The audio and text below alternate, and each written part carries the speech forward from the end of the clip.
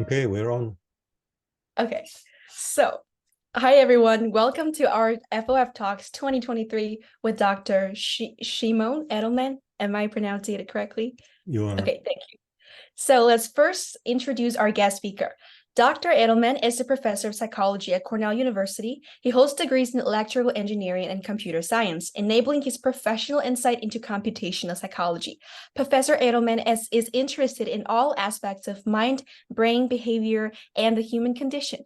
At Cornell, he has worked on behavioral, neural, evolutionary, and computational aspects of language, vision, and happiness, which are topics that will be discussed in today's interview. His present research focus is on consciousness and all of its manifestations.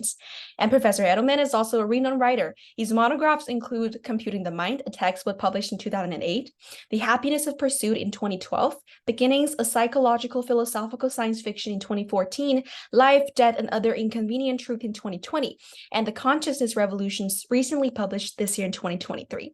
So in the first part of today's interview, we are going to focus on psycholinguistic studies in AI language learning based on Dr. Edelman's work, Verbal Behavior Without Syntactic Structures, beyond Skinner and Chomsky.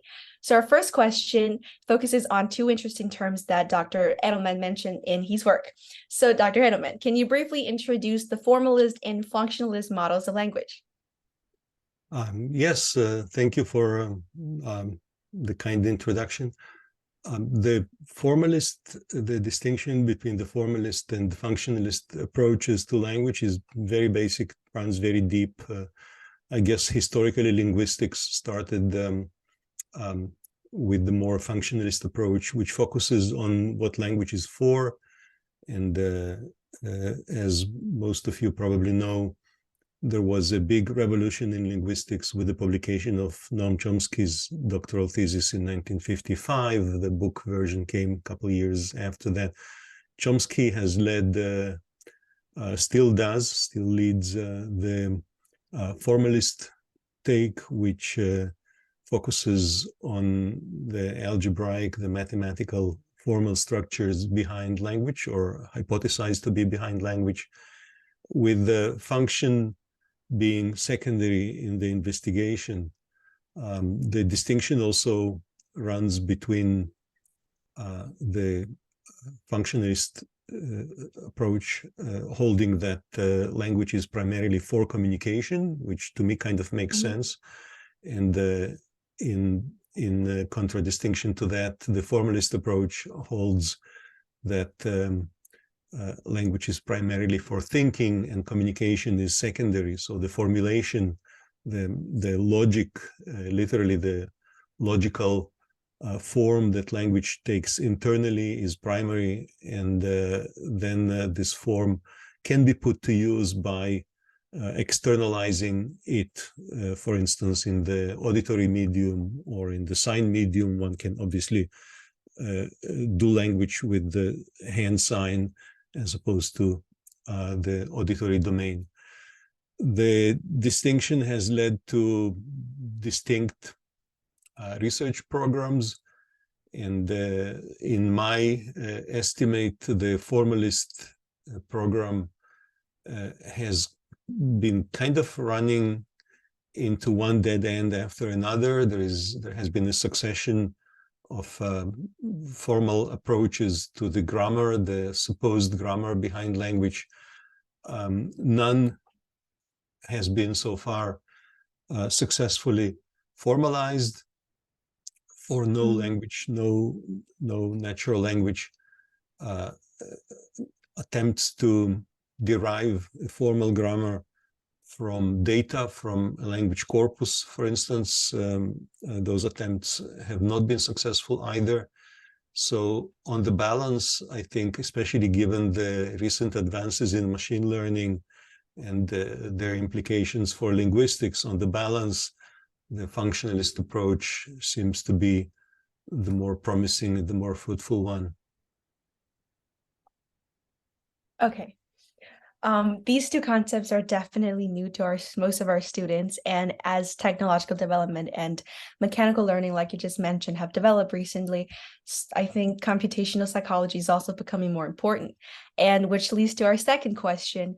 Why are computations dispensable for linguistic problems such as in phonology, syntax, or semantics? Well, computation is indispensable for anything and everything that brains do, because brain function is essentially computational. Minds are what brains do, and minds are computations performed by the brain over representations of the external world and the internal world that a cognitive agent maintains. So a mind, the nature of a mind cannot be understood without resorting to the concept of representation.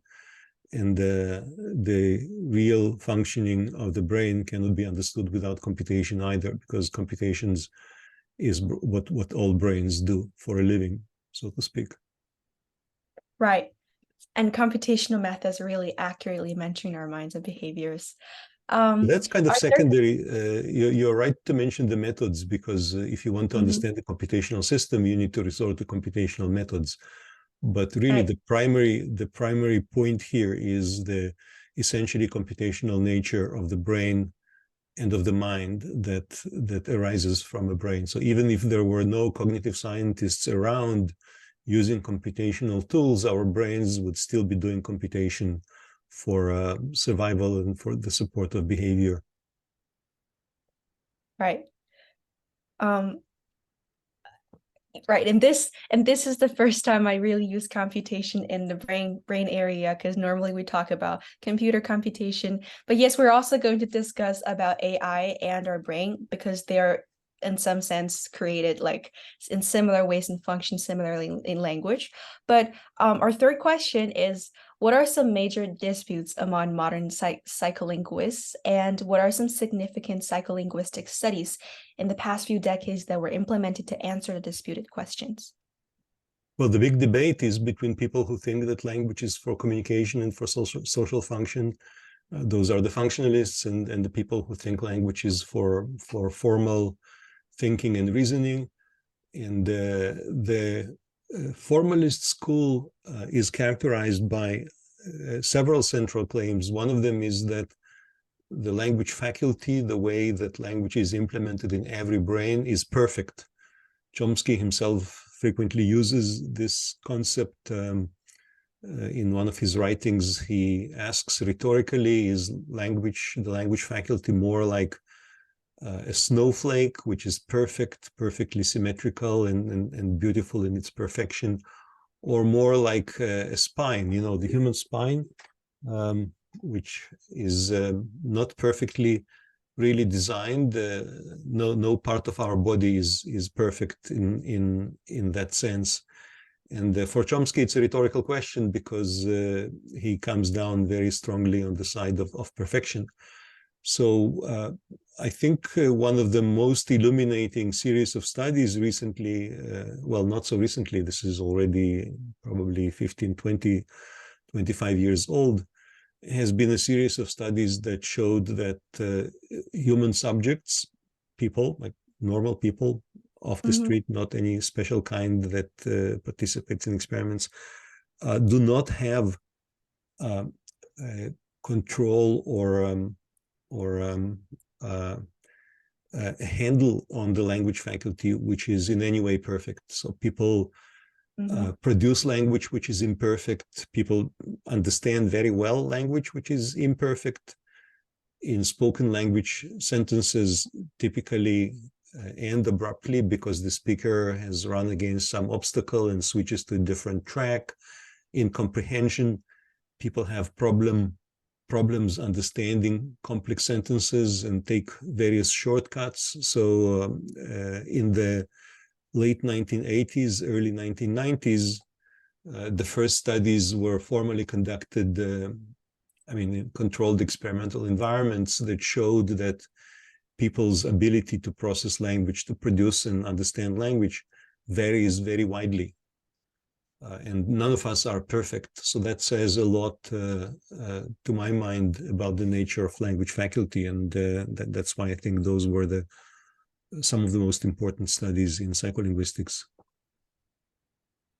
Okay. About communication versus social function, I think is also going to be like one of the new topics that we're going to discuss at Brain Up in our club, because it's also that we are realizing, like with the AI development, and especially concerned the next question about the ChatGPT, similar type of natural language processing. Such concepts are also making us really nervous and thoughtful. So our question is, can you introduce this concept of natural language processing, and to what extent are AI language learning similar to human language acquisition? Well, all those so-called large language models, LLMs, large language models, they all work on the same fundamental principle, which is trying to predict the next word in a sequence. So the learning that happens on huge corpora is always aimed at predicting what comes next, and all the abilities, well, most of the abilities that those language models support come from this one task, which is in itself quite amazing. Those models now include additional cognitive functions such as attention, which is extremely important. But by and large, the single biggest principle is prediction of the next word, which is important in human language comprehension. We all try to predict what happens next in a sentence, but we definitely do not learn just from that kind of input. So that's a huge difference between those AI. I always put AI in scare quotes, because this is not real intelligence, not nearly intelligent enough.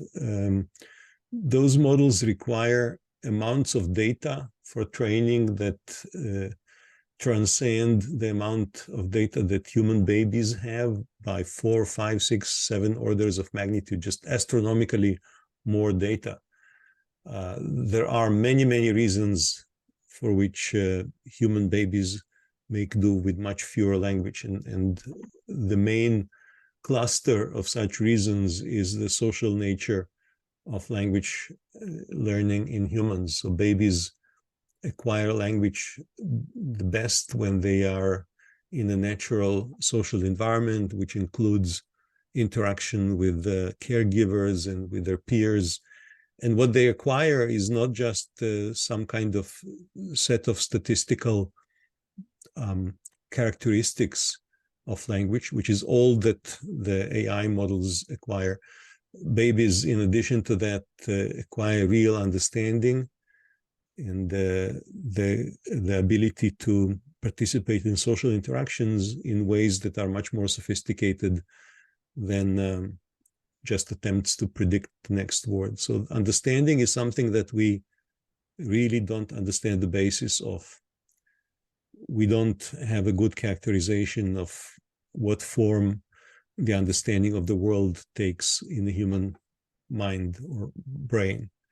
There are some guesses and there are some theories, but they are not well developed. And one thing that does seem to be clear to those of us who give some thought to this is that those computer models have no understanding that is in any way like the human level, or maybe even just the dog level of understanding of what's going on. Right. Human brains are still more powerful and complicated. And recent days, we've watched a news saying that I think it was a British company, they're successfully creating human faces to put it on AI. And then they seem realistic, responding into emotions, but their emotion responses are not really vivid and, I would say, appropriate, not as much as humans do. And at this point, I think our students don't have to worry that in the future, if we don't study hard, we are going to get replaced for our social functions. So the second part of our interview, we're going to discuss several keywords that we constantly concern, such as happiness and anxieties, and we're coming back to as humans, based on the first few chapters of Dr. Edelman's 2020 work, Life, Death, and Other Inconvenient Truths. And our first question is, what is the key of happiness from your perspective? And how can neuroscience knowledge help adolescents to alleviate anxieties and depressive moods?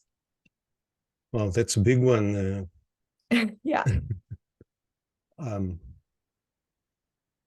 I guess having written an entire book with happiness in the title, that's the one that came before the book that you mentioned. I subsequently learned a thing or two about happiness, and I guess one of the several things I've learned is that the proper question to ask is not so much how to maximize happiness as to how to minimize unhappiness.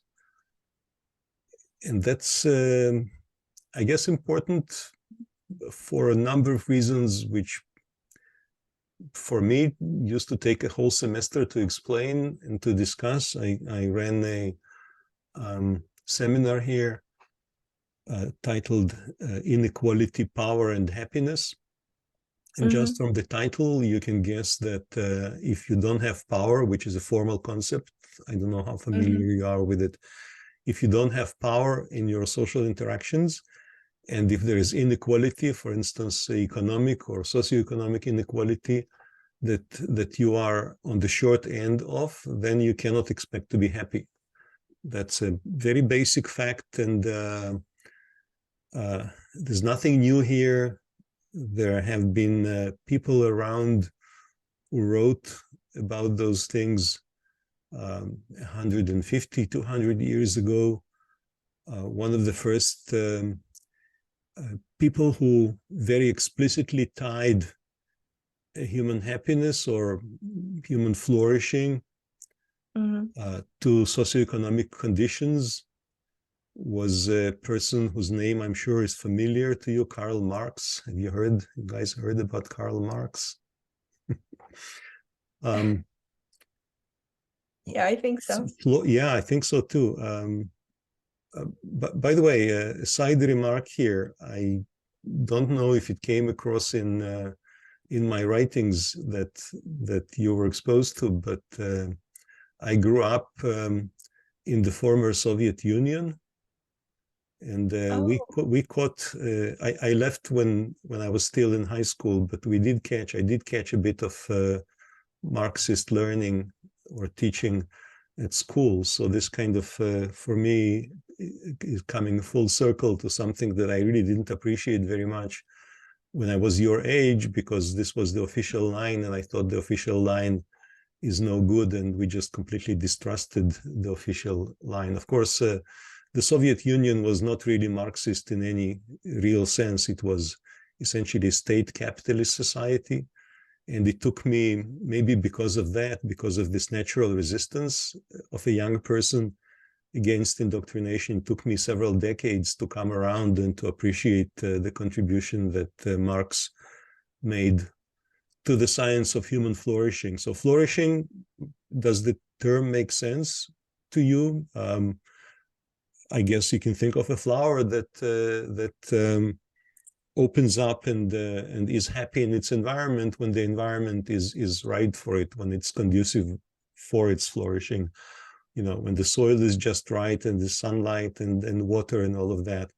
So we can't expect people to be happy and to flourish when they are hungry, or when they are oppressed, or when they don't find an outlet for human functions like social interactions and making the best of their lives. And Marx was the first to popularize a term which is crucially important in understanding happiness and unhappiness, and the term is alienation. I want to share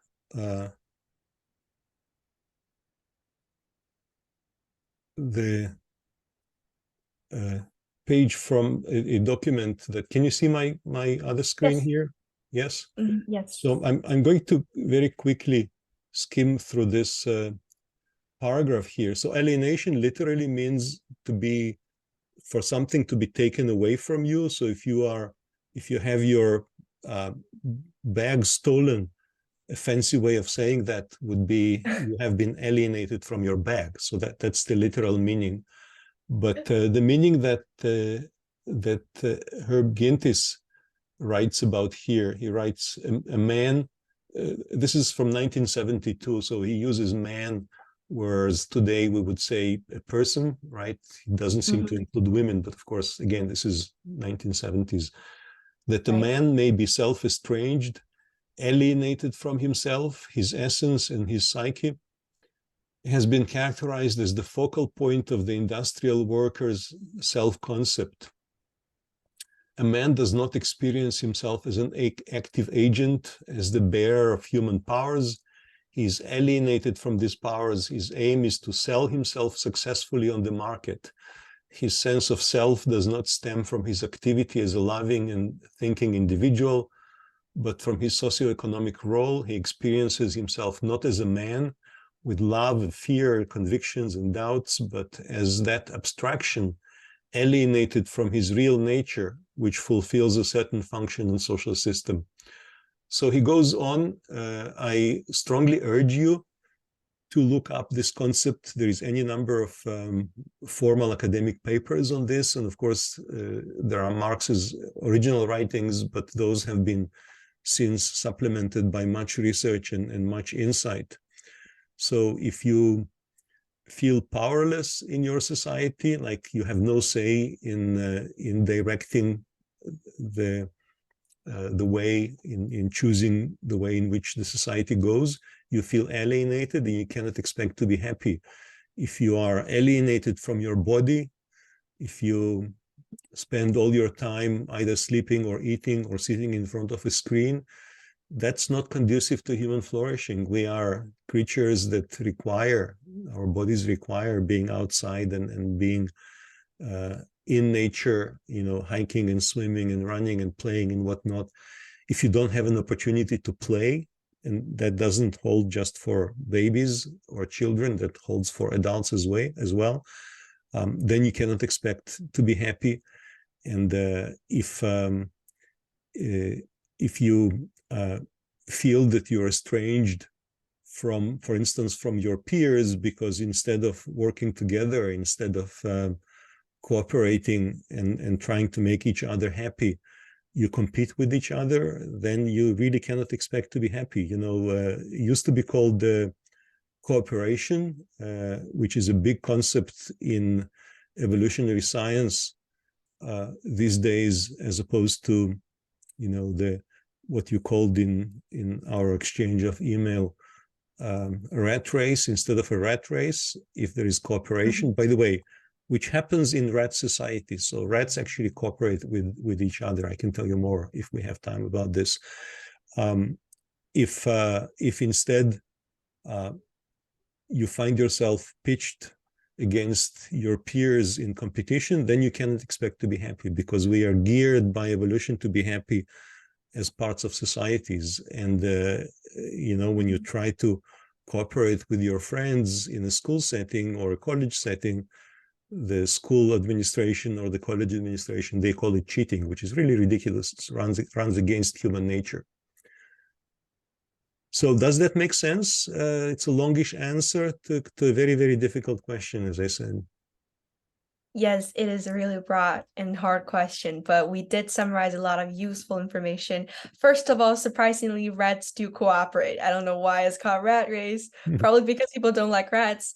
But the second thing is, yes, it made me really think of like the STEM education. Why is it important and healthy to children? Not just because we do stuff, we create stuff, and we learn the science subjects, but also because in the process, it requires team cooperation. It requires stronger connection with our peers so we can work toward joint goals and then finish our projects and do like class discussion. And all such activities are also should be expected in our future classes. And yes, I do think when we are having classes, when we're talking to our peers, we're happier. And it is a really good perspective for our students to take. And our second question is on self-supervision.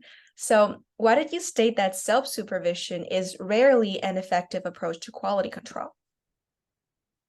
That's a side remark which makes little sense out of its context. It's basically a comment on how people sometimes have, or often have, a limited perspective on their condition, and it's usually effective and useful to involve others in decisions, especially the major decisions about one's life, and that can be one's friends and sometimes even one's parents.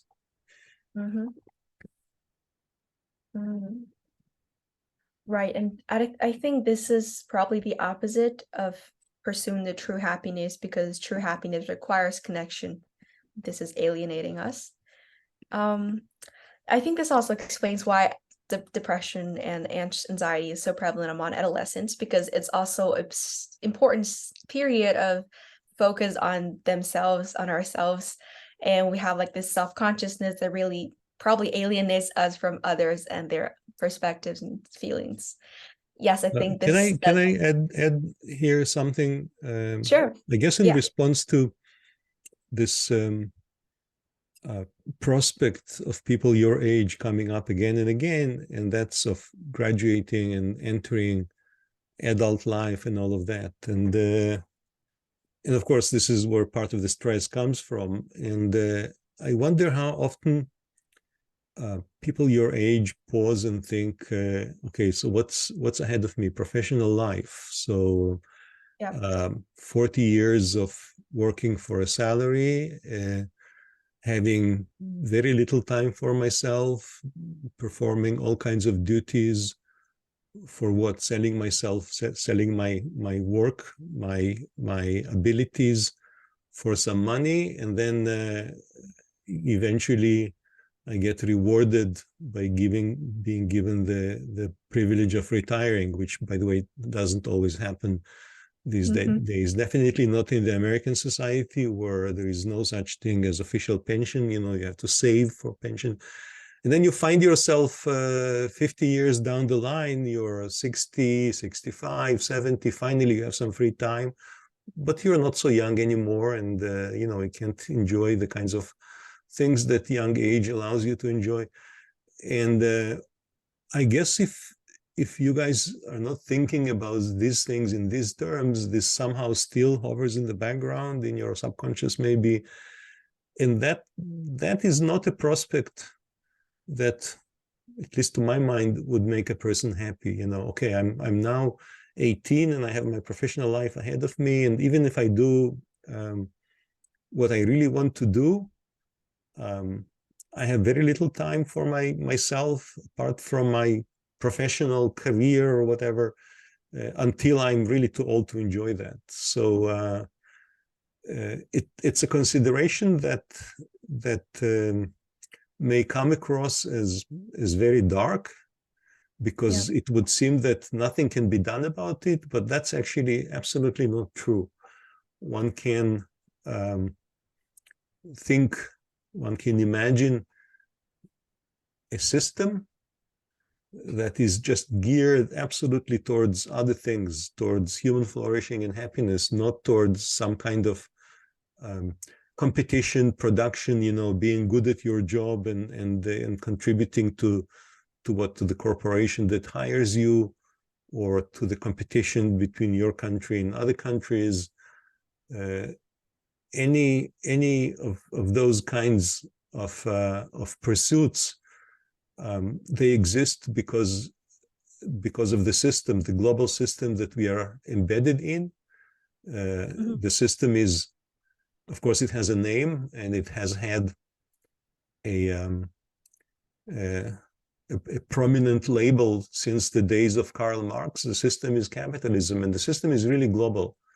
It holds all across the planet in different forms. We have, of course, the standard, so-called standard capitalism in the so-called West. We have in places like Russia, well, the Soviet Union used to be a state capitalist society that had some safety net, and so was socialist in some regards, but with respect to the ownership of the means of production, the owner was the state dictated everything. All other nations are like that. It's a problem of a nation state. It's a problem of the system that is required by capitalism to defend itself and to support itself. There are some exceptions. There are societies in which people do not live that kind of life, in which children and young people are acculturated and are happy from the get-go and participate in all the decisions made by the society. One example is the autonomous regions in the so-called Mexico, in the Mexican state of Chiapas. Another region is surprisingly in the Middle East, the northeastern Kurdistan, Rojava, the Kurdish autonomous region. So life can be different. As we say, another world is possible, but we have to be able to imagine it and then to work together to bring it about. And that's the only way to make a really radical change with regard to people's happiness and well-being. Because if we all pursue our own happiness and well-being, it's a self-defeating enterprise. We end up racing against each other instead of cooperating and joining forces and making this planet a better one. Right. This is also one of the spheres that our club really advocates. It's mutual support. It's how you build communities and benefit from each other, and benefiting each other is really important for our mental health. And I really just hope that probably in future decades, like 30 or 40 years, our economic pursuits can be weakened and we focus more on mental health, which is, I think, a certain trend, especially post-pandemic. People all see their anxieties and emotional disorders. And our next question is about action versus inaction. I think this is also closely related to what we just talked about. So what stance do you take on principled inaction advocated by Lao Tzu, a popular Chinese philosopher?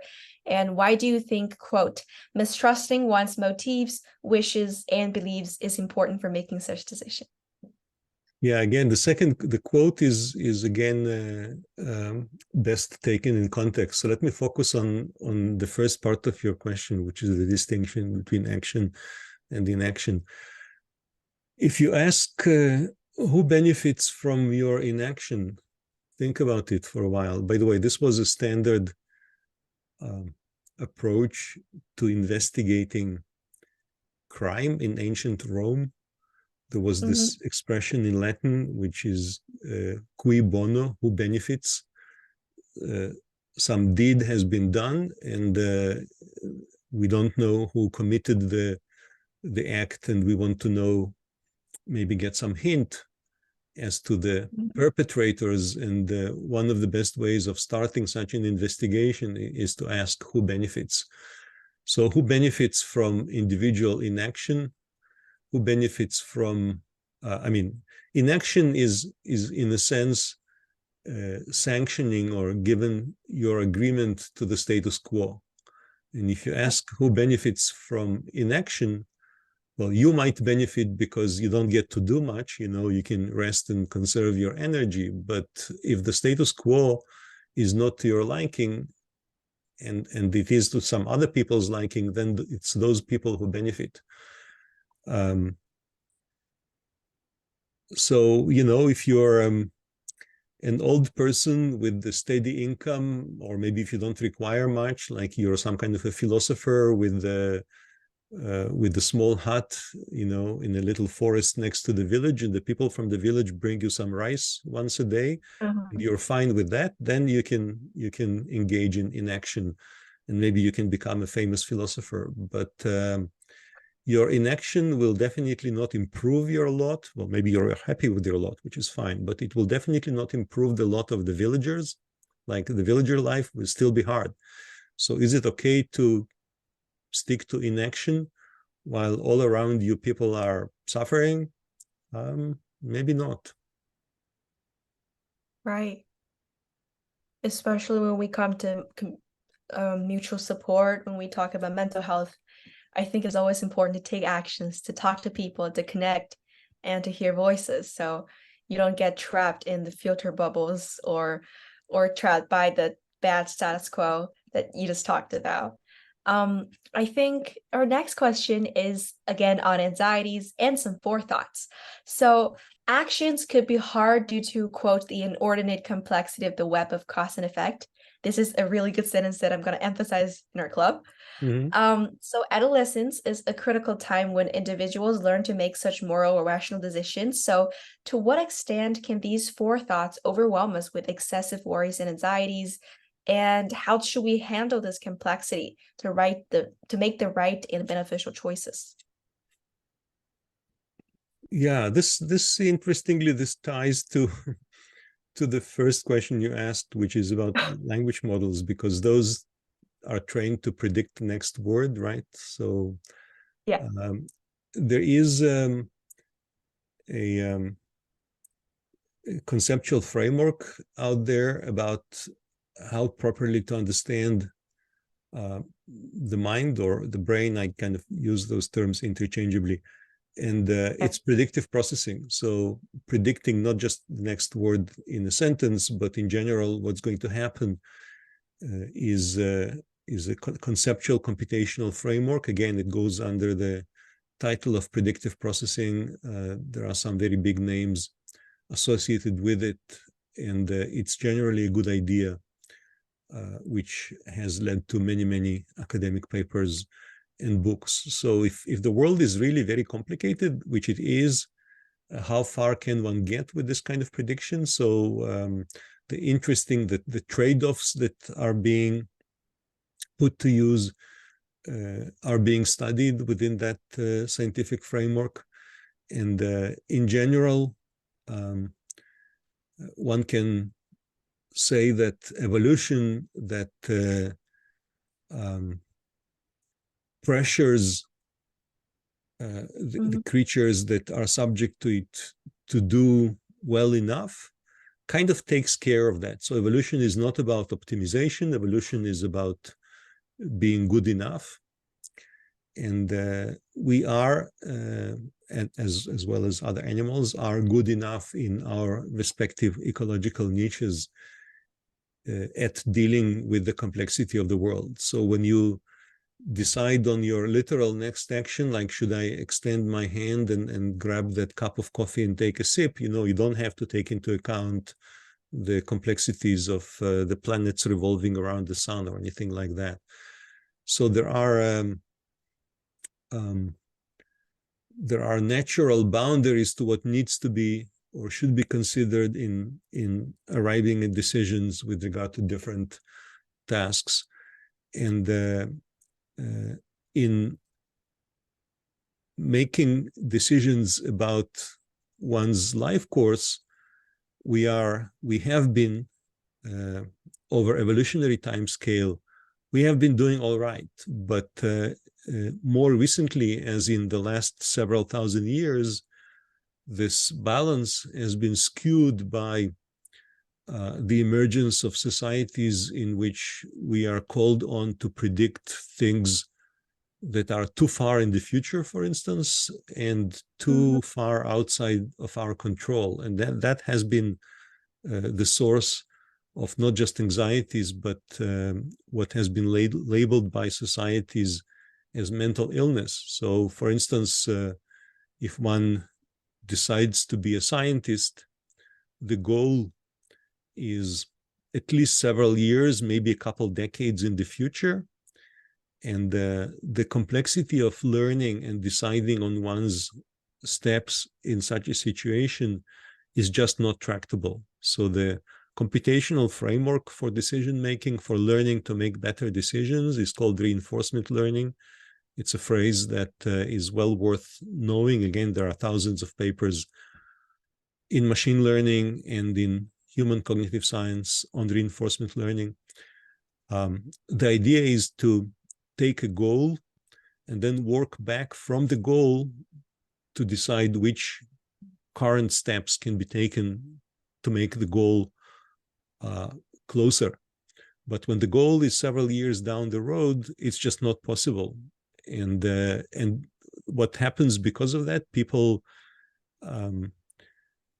commit themselves to time courses which are unnatural for us and are difficult to get out of. Like if you launch yourself on a trajectory that hopefully at the end makes you a scientist,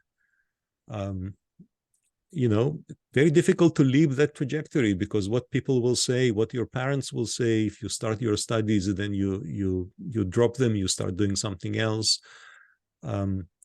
That's a source of a lot of problems. And again, that's a structural problem.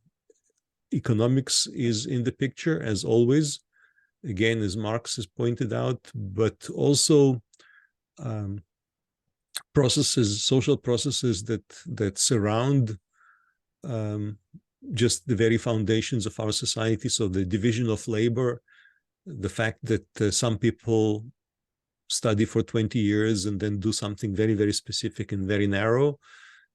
That's not a feature of a society that has been around for a long time. So we always had division of labor, but never so sharp and so entrenched. And as before, kind of zooming out from everything that I've just said, if you ask the big question, what can we do about this in general? Well, if we are not good enough for the kind of structure that the present society has, maybe we should remake the society so that we are good enough for it. Make a new society, imagine a new society. Right. This could be, I think it's really something that's happening, because as a lot of international events are currently happening, the New World Order probably is building. I'm not sure about the politics thing, but for our students, as I have been thinking on what you said about the worries, the forethoughts, and also the structural problems, I think for students, we just focus on the relationships at our school in front of us. We should really focus on our emotional feelings when we're dealing with relationships and the things that we are doing, so we can we can know like for sure what really is something we want to do. I think that's really, really important. And our last question on this book is about ambition. It took a very interesting guess that the social dynamics of ambition is to blame. So what correlation does it have with mental illnesses such as depression? Yeah, I want first to comment on the phrase mental illness. There is a concept in social sciences these days that's called medicalization. So you take a problem that's reported by people. So if someone comes to you with a complaint, they have a problem. The question is, what is the source of the problem? Someone is depressed because they work 2 jobs and yet still don't have enough money to feed their family. They are depressed. So are they mentally ill? I think it's ridiculous to call such a state mental illness, because it's completely dictated by the outside environment. So this happens a lot in this country, in the United States. I remember asking cui bono, who profits from calling depression mental illness? People who sell drugs, the big pharma, the pharmaceutical companies, the corporations, the owners of the corporations, the capitalists to whom you sell your labor. They want you to focus on your problems with the mind that labels them as personal problems, because they don't want to be blamed for those problems. But for many of those problems, the cause or the enabling conditions are external. So ambition in the service of what? In the service of like being as good as you can for your family and your friends and your village or your neighborhood, or being as good as you can for yourself and becoming the richest you can, or the most powerful person you can. That's the kind of ambition that, even if you succeed, still makes you miserable. So there are actually findings about how even extremely rich and powerful people are not made happy by their power. And of course, this kind of ambition keeps you miserable all the while you work to attain that power.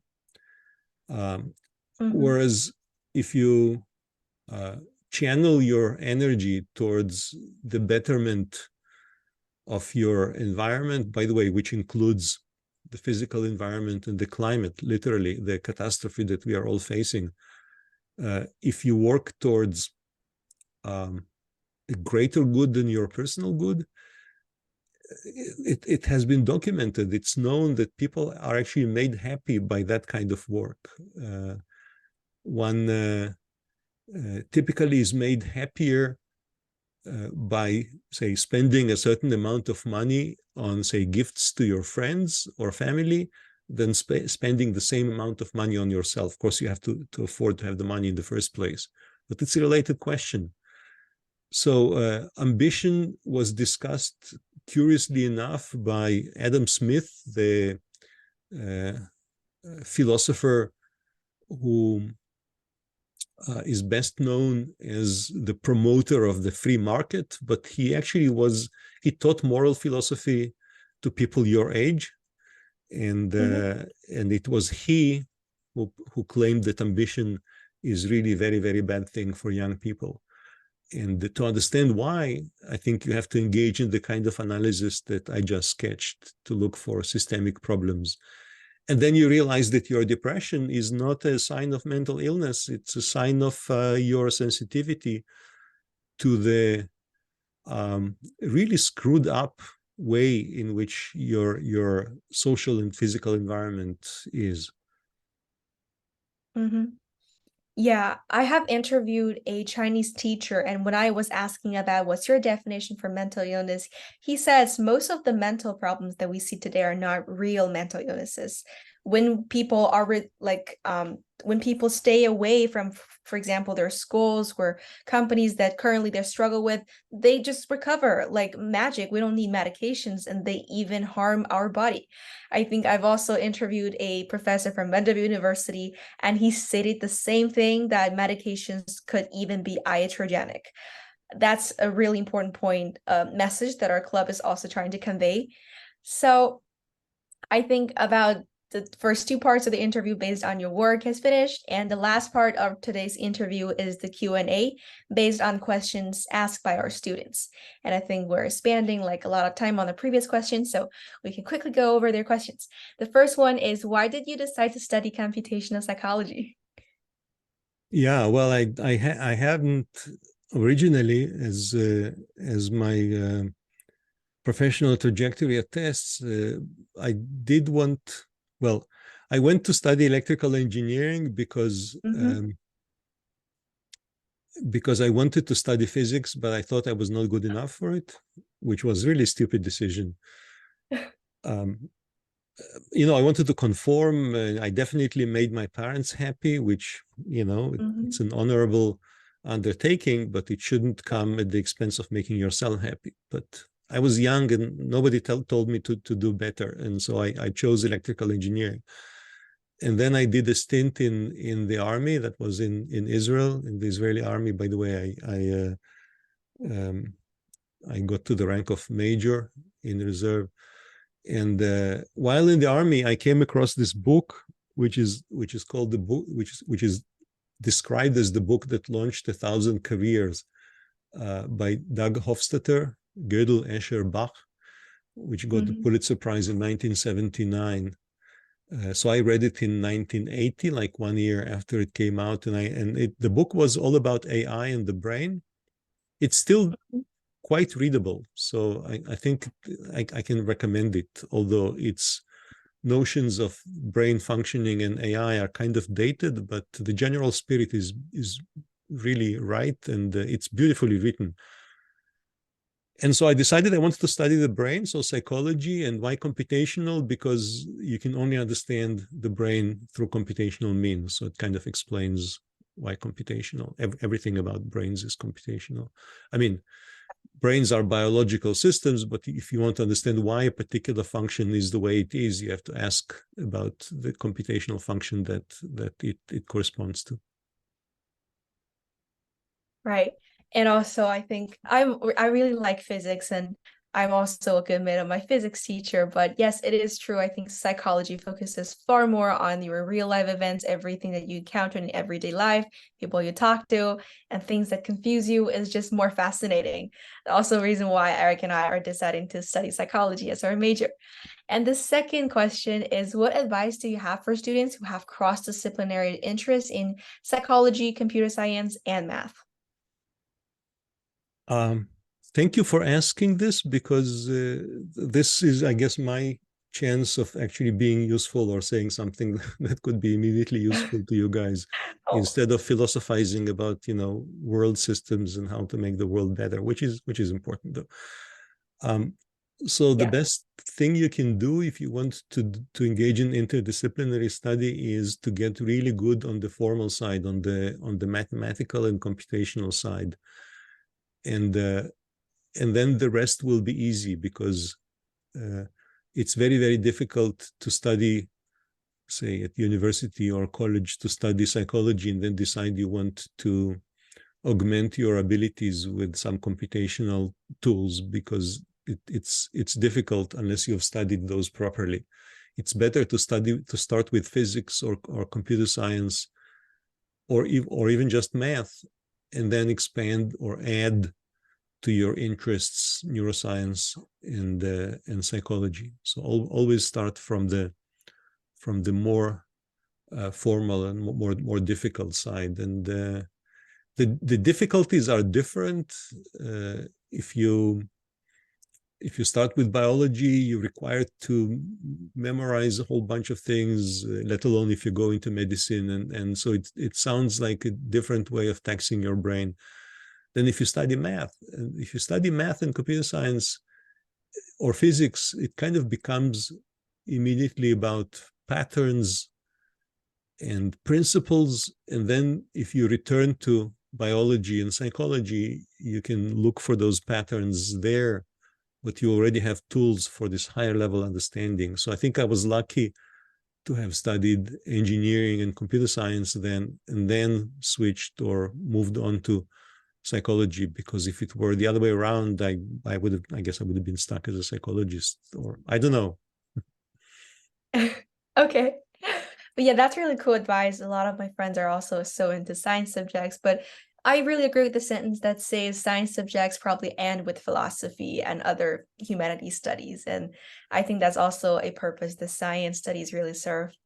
Um, and the third question is, what are the pros and can you comment on the pros and cons of ChatGPT that uses natural language processing? And what does it imply about the future of language model-based AI? Yeah, I don't see any pros in ChatGPT. I mean, it's being used by the big players, by the corporations, by all kinds of, the expression snake oil salesman. No, I've never heard of it. Snake oil. There used to be, I guess, in America a long time ago, there would be people traveling from town to town, selling little bottles of snake oil as a remedy for all kinds of things. Of course, basically just nonsense. Like that's the kind of use that systems like ChatGPT are being put to. We are in this country, and I think this is not a problem specific to our country, we are swimming in bullshit. We are just completely overwhelmed by corporate language, exhorting people to consume and selling all kinds of products and words, reports of sports events or film reviews or whatnot. And we have an accelerating, huge planet-sized catastrophe unfolding. And yet, if you look at the media, a very, very small corner is devoted to that, because we are swimming in words. And what ChatGPT and similar systems do, they make it much easier to produce that kind of stuff. And that's very unfortunate. In educational settings, it is widely believed that expression, especially written expression, is very important as a medium for sharpening your mind. So in my courses, I don't have any exams, by the way, any longer, because I don't believe in exams. Unfortunately, I have to assign grades because the university requires them, but I think grades are nonsense and exams are nonsense. But instead, I use micro essays that students write on different topics. And now I have to continually adjust that approach to the possibility of those essays being written by those bullshit generators, the stochastic parrots. And there are ways of doing that. Basically, life for teachers is made more difficult. And I think life for students is made more difficult as well, because there's this temptation of using those systems to write for you. And that's not good, because you don't get to learn. And that's the main impact of those systems. With regard to the actual technological uses, there's very little that one can think of. We have a big strike in Los Angeles, in Hollywood, and also on the East Coast. The writers for TV and movies are on strike, in part because they want systems like ChatGPT to not be used in generating scripts for movies, for instance, which is very understandable. Though those wonderful people who write the scripts stand to lose their jobs. And imagine a world in which the TV and the movies are mostly even worse than what they are now. I mean, most of the stuff one gets on TV, on those thousands of channels and all of that, is part of this endless stream of nonsense that keeps us preoccupied. Half of the movies in the US, no, not half, I would say maybe 90% are what's called propaganda for the army and the police, detective stories and all of that.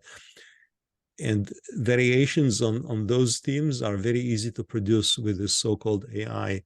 But, is this the world we want to live in? I mean, is this the use we want to put AI to? I don't think so. So that's my longer comment on ChatGPT. Yes, I do agree with it. And I also, because I make documentaries personally myself, when I studied about films, and then at the same time ChatGPT came out, and I also realized a lot of the parts of like creativity, because people tend to rely, especially common people like students, us, yes, we rely probably homework on ChatGPT, and also film watching and even film creation. I think this is a bad trend for human creativity and advancement. But I guess probably in the future, countries are going to have stricter regulations, especially on homework. We cannot do homeworks with ChatGPT, I think. Let me paint very quickly a better future, one in which there is no homework and no countries, and then you would not have those problems at all. Okay, I hope that probably this future will not be so distant. I'm totally not gonna live to see it, but it's really ideal. Well, you might if you do something to bring it about. So let me share something for a second here, okay. just to not to make this point, because I will not have time. I just want to point you to this pamphlet. It's a short booklet. You can see the title, right? An Appeal to the Young. It's freely available.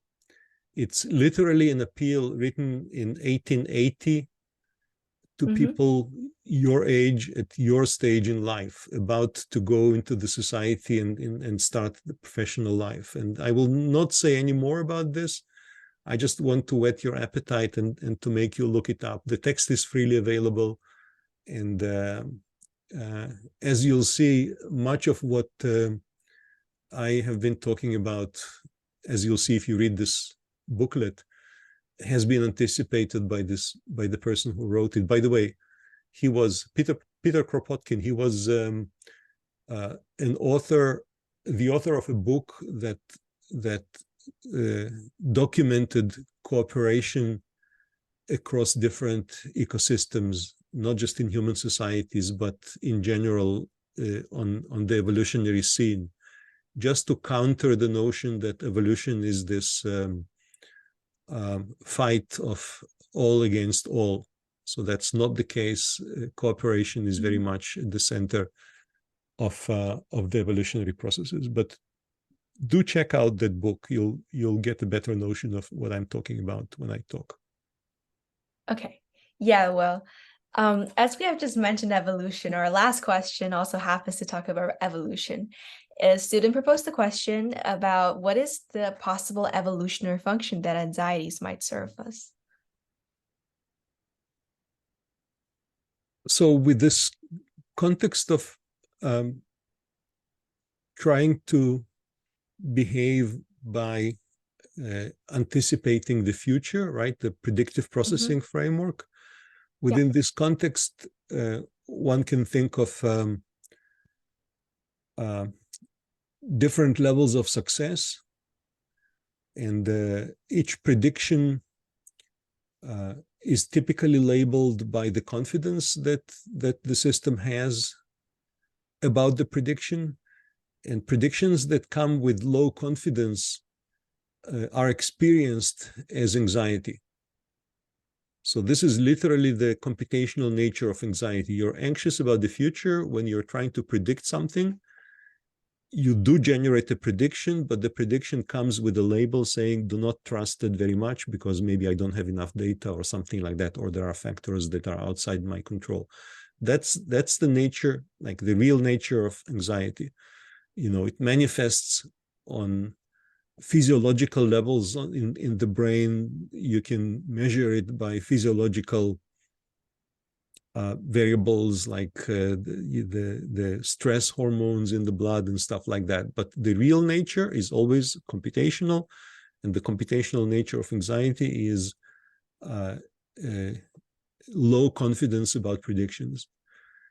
So one can try to do things about it. One can move to a situation, change context, move to a place, metaphorically speaking, maybe, in which your predictions carry a higher confidence, change your goals, again, with similar outcomes and so on. So that's the evolutionary and computational context for anxiety. It's probably not possible to remove anxiety completely. In fact, if one employs artificial means for making anxiety more dull, it's not a good idea. If you're anxious, say you want to impress a person, you want to become real friends with a person, like real friends, and this is a person you haven't yet approached. You're anxious. What would they say? Would they think I'm ridiculous? Would they think I'm ugly? Would they think I'm not worth even a second look? That's anxiety. So let me tell you a story about how I used to go to conferences and make presentations. And when I was younger, I was extremely stressed by the prospect of having to talk to, or not to, in front of, say, 300 people at a conference. I used to take some Valium, to be calm ahead of a presentation at a conference. You know what, this it's kind of a mild drug that you can get prescription for, anti-anxiety, anxiolytic, as the formal expression goes. And I would deliver just completely wooden performances. I would not sound like a person. I would sound like a doll, like a mechanical doll. That's not good. So it's actually advantageous to have some adrenaline in your system and to be on your toes, so to speak, and to be geared for the event. So that's the positive side of being anxious about something, about performance or something. And of course, I got very good advice from my postdoctoral advisor at the time, who told me just not to do it, and I haven't been doing that, so that source of anxiety goes away with practice. In fact, pretty much every source of anxiety goes away with practice.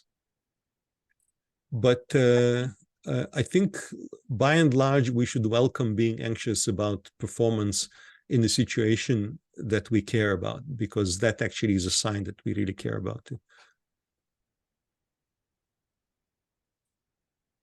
And this experience I really resonate with this story, because although I am a debater, I've been debating for so many years, I get anxious before every single round of my competition. I feel like, what if I lose? What if the judge does not like me? What if my accent sounds bad or stuff like that? Always anxious, but once it begins, once you get into the context and you're familiar with it, you like it, and then yes, you just fully engage, and then no more anxiety. I think this is also a point that all of our students should learn about.